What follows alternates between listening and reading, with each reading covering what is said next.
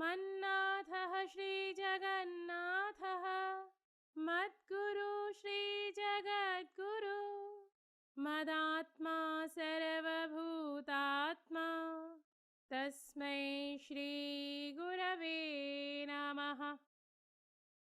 आप सभी को नमस्कार। धर्मधारा के सत्संग श्रृंखला में मैं तनुजा ठाकुर आपका हार्दिक स्वागत करती हूँ।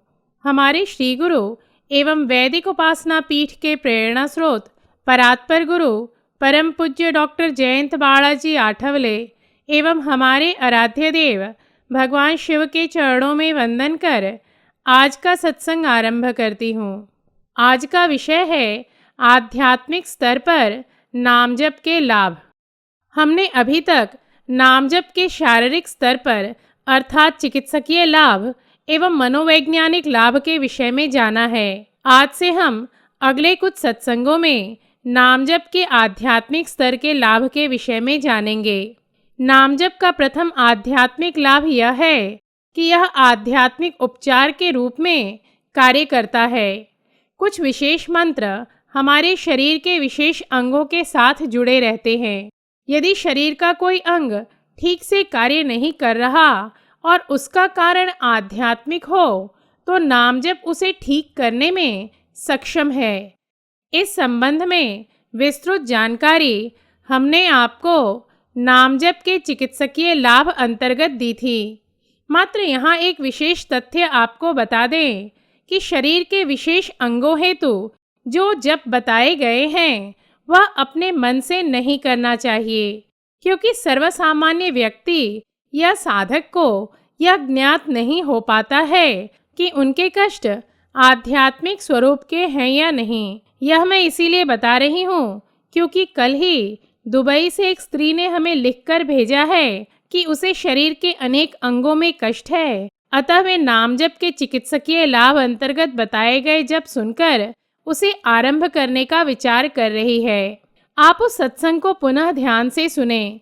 हमने यह जानकारी देते समय स्पष्ट रूप से बताया है कि शरीर के भिन्न अंगों से जुड़े जप तभी करना चाहिए जब आपको यह ज्ञात हो जाए कि आपको कष्ट आध्यात्मिक कारणों से हो रहा है।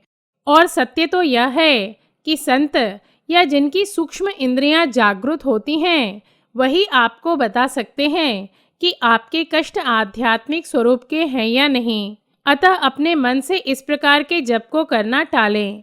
हमने तो आपको यह सब इसीलिए बताया था कि आपको यह ज्ञात हो जाए कि वैदिक सनातन धर्म में नाम जप के कितने सूक्ष्म पक्ष के विषय में हमारे धर्मशास्त्रों में विवरण दिया गया है। वस्तुतः नाम जप से कुछ विशेष तरंगें उत्पन्न होती हैं, और यदि व्यक्ति को होने वाले शारीरिक या मानसिक कष्टों का मूल कारण आध्यात्मिक हो तो जो रोगग्रस्त अंग में निर्मित असामान्य एवं अप्राकृतिक तरंगें निर्मित होती हैं वह नाम जप के माध्यम से दूर हो जाती हैं। नाम जप का अगला आध्यात्मिक लाभ यह है कि इसके माध्यम से प्रारब्ध पर विजय प्राप्त किया जा सकता है। वर्तमान समय में योग्य साधना के अभाव में सर्वसामान्य व्यक्ति का जीवन अत्यधिक कष्टप्रद है, जबकि आधुनिक विज्ञान ने सुख सुविधाओं के ढेर लगा दिए हैं, किंतु आज के वैज्ञानिक साधनों में किसी भी व्यक्ति के प्रारब्ध के कष्ट की तीव्रता को न्यून करने की क्षमता नहीं होती है। इसके विपरीत यदि हम अखंड नाम जप करते हैं तो प्रारब्ध की तीव्रता घट सकती है अथवा वह सहन करने योग्य हो सकता है। इसके साथ ही हम अपने संचित जो कुल कर्मफल का जोड़ है, जिसे मनुष्य आगामी जन्मों में भोगता है, उस पर भी विजय प्राप्त कर सकते हैं। प्रारब्ध के प्रभाव को न्यून करने तथा शीघ्र आध्यात्मिक उन्नति करने हेतु अपने धर्म या पंथ अनुसार नाम जप करना चाहिए। जैसे जो जैन हैं वे नवकार मंत्र का जप कर सकते हैं, जो सिख हैं वे वाहेगुरु या सतनाम वाहेगुरु का जप कर सकते हैं। उसी प्रकार जो सनातन धर्म को मानते हैं उन्हें यदि गुरुमंत्र मिला हो तो वे अपने गुरुमंत्र का जप कर सकते हैं। यदि वह नहीं मिला हो तो अपने कुलदेवता का या इष्ट देवता का जप कर सकते हैं। इस संबंध में भी पूर्व के सत्संगों में विस्तृत जानकारी दी जा चुकी है। नाम जप का अगला आध्यात्मिक लाभ यह है कि इससे पितृदोष अर्थात पूर्वजों की अतृप्ति के कारण होने वाले कष्टों से उत्पन्न होने वाली समस्याएं दूर होती हैं। वर्तमान काल में अनेक लोग अपने दिवंगत पूर्वजों के लिए श्राद्ध जैसी धार्मिक विधियां सनातन धर्म अनुसार नहीं करते हैं। इसीलिए उनके पूर्वजों के अतृप्त सूक्ष्म देहों के कारण उन्हें कष्ट अनुभव होते हैं, जैसे विवाह ना होना, पति पत्नी के मध्य अनबन होना, गर्भधारण ना होना, विकलांग बच्चे का जन्म होना इत्यादि पितृदोष के कुछ लक्षण हैं। पितृदोष से उत्पन्न कष्टों से छुटकारा पाने हेतु आध्यात्मिक दृष्टि से अतृप्त पूर्वजों से सुरक्षा प्रदान करने वाला श्री गुरुदेव दत्त का नाम जप करना चाहिए। इस संबंध में भी विस्तृत जानकारी हम आपको पूर्व के सत्संगों में दे चुके हैं। नाम जप से वास्तु की आध्यात्मिक शुद्धि होती है।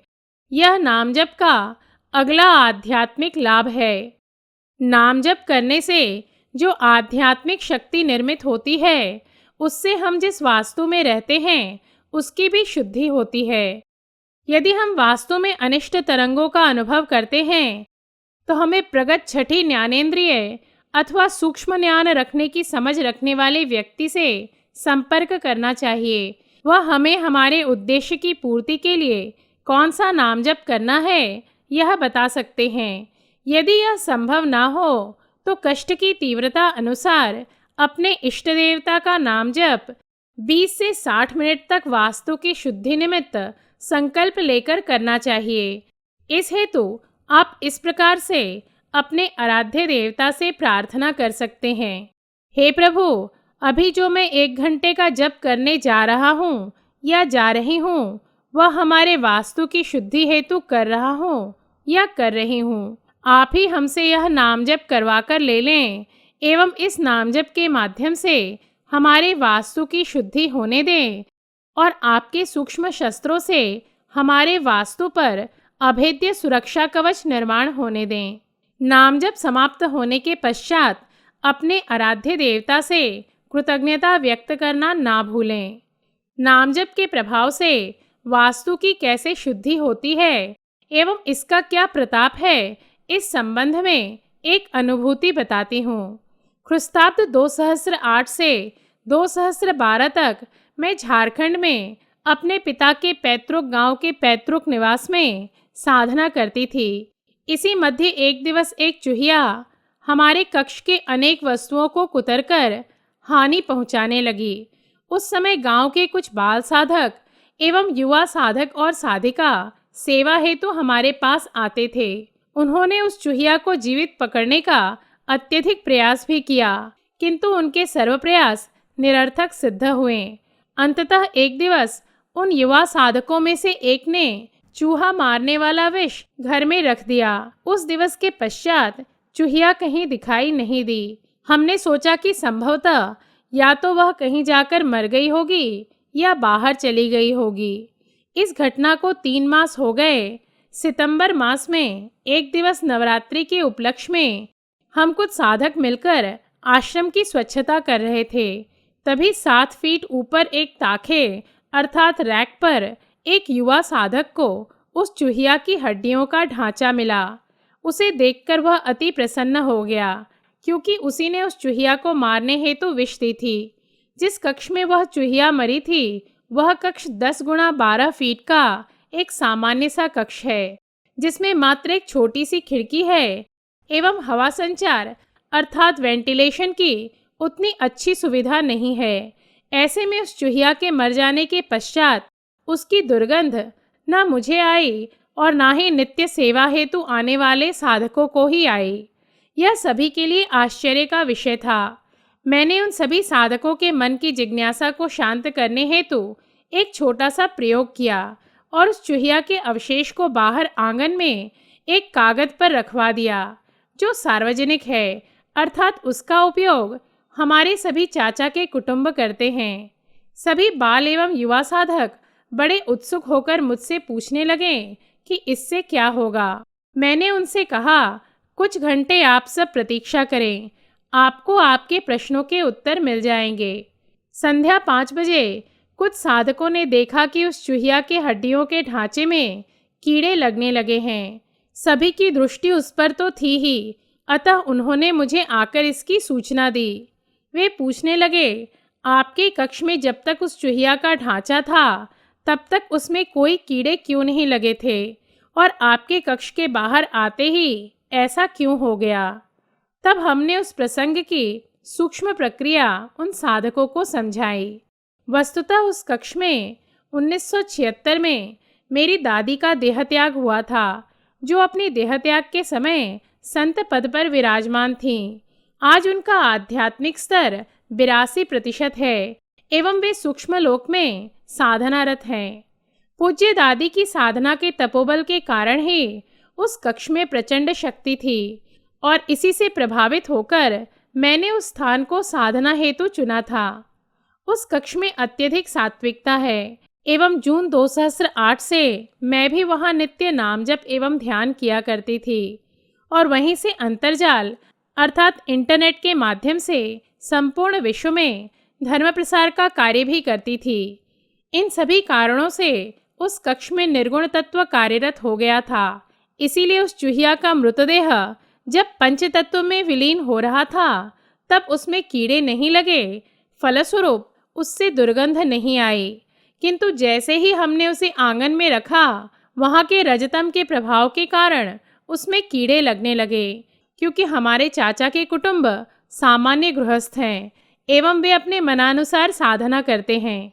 जब हमने झारखंड में ख्रिस्ताब्द 2009 में उपासना के माध्यम से कार्य आरंभ की, तो अनेक साधकों में उनके अतृप्त पितर प्रकट होकर गति मांगा करते थे, एवं जब वे साधक प्रकट अवस्था में उस कक्ष में आते थे तो उन्हें उस कक्ष की सभी वस्तुओं से नामजप की सूक्ष्म ध्वनि सुनाई देती थी, और इससे उन्हें अत्यधिक कष्ट होता था। यह नामजप का वास्तु पर प्रभाव का प्रताप है। नामजप का अगला आध्यात्मिक लाभ यह है कि इससे हमारे आध्यात्मिक कष्ट दूर होते हैं। अनिष्ट शक्तियों के कारण हमारे जीवन में निरंतर शारीरिक अथवा मानसिक समस्याओं एवं बाधाओं का सामना करना पड़ता है। यद्यपि बाह्य रूप से ये समस्याएं शारीरिक, मानसिक अथवा सांसारिक स्वरूप की दिखती हैं, परंतु वास्तव में ये समस्याएं अनिष्ट शक्तियों के कारण ही उत्पन्न होती हैं। जब हमें इस प्रकार का कष्ट अनुभव होता है तब स्थूल रूप से कितना भी उपचार करें, कष्ट संपूर्ण रूप से समाप्त नहीं होता। यह वैसे ही है जैसे मलेरिया को हम ज्वर की औषधि से ठीक नहीं कर सकते, अतः जिस औषधि में मलेरिया के कीटाणुओं को मारने की शक्ति होती है वही लेनी पड़ती है। अनिष्ट शक्तियाँ साधकों की साधना में विघ्न डालती हैं, इसीलिए साधकों को साधना का जो अपेक्षित फल मिलना चाहिए वह उन्हें नहीं मिलता है। जब कष्ट के अनुसार देवी या देवता के विशिष्ट नाम का जप करते हैं तब विशिष्ट ईश्वरीय तत्व हमारी ओर आकर्षित होता है एवं अनिष्ट शक्तियों से हमारी सुरक्षा करता है। नाम जप का अगला लाभ यह है कि इसे करने से हम दुखों से बच सकते हैं। दुख का मूल कारण विभिन्न वस्तुओं के प्रति हमारी आसक्ति है। नाम जप करने से हम में ईश्वर के प्रति प्रेम निर्माण होता है, साथ ही सांसारिक वस्तुओं के प्रति आसक्ति घट जाती है। दुख दूर हो जाते हैं और हमें अधिक आनंद का अनुभव होता है। ईश्वर सदा आनंद में रहते हैं, इसीलिए उनका नाम लेने से हम भी निश्चित रूप से आनंद अनुभव करते हैं। व्हाट्सएप के इस लघु सत्संग श्रृंखला में समय की मर्यादा होती है, अतः नाम जप के आध्यात्मिक लाभ इस विषय पर और जानकारी हम आगामी सत्संगों में आपको देंगे। आज इन्हीं शब्दों के साथ हमारे श्री गुरु परम पूज्य डॉक्टर आठवले एवं भगवान शिव के चरणों में कृतज्ञता व्यक्त कर सत्संग समाप्त करती हूँ। धर्म और अध्यात्म से संबंधित धर्मधारा के सत्संग श्रृंखला में हम नए तथ्यों के साथ पुनः उपस्थित होंगे। तब तक के लिए नमस्कार। जयतु हिंदू राष्ट्रम।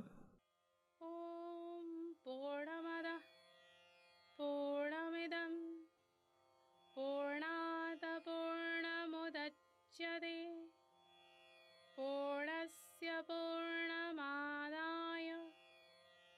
पूर्णमेवावशिष्यते।